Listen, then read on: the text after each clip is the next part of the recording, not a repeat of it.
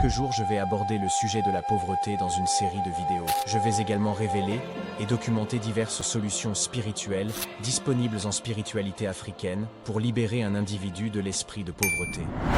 Tout d'abord, qu'est-ce que la pauvreté? Par la pauvreté dans le cadre de ces travaux, nous faisons référence à l'état d'extrême pauvreté matérielle et ou financière. Sur le plan économique, la pauvreté est un état dans lequel une personne ou une communauté ne dispose pas de ressources financières et d'éléments essentiels pour garantir un niveau de vie minimum. Les revenus provenant du travail sont si faibles que les besoins fondamentaux ne peuvent être satisfaits.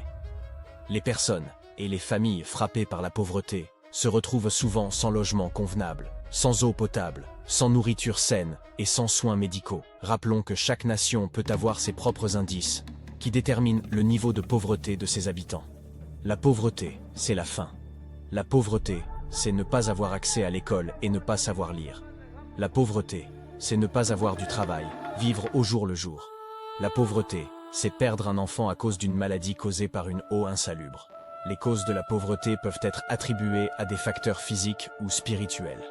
Les facteurs physiques sont la paresse, le manque d'éducation et de formation, le handicap physique, les intempéries et changements climatiques, les guerres et les conflits, les pandémies, la corruption et la mauvaise gouvernance, l'absence de services sociaux, l'injustice sociale, les circonstances environnementales telles que les catastrophes naturelles, les sécheresses, les ressources limitées ou l'épuisement des ressources naturelles, l'insécurité alimentaire, le chômage, la discrimination basée sur le sexe, etc.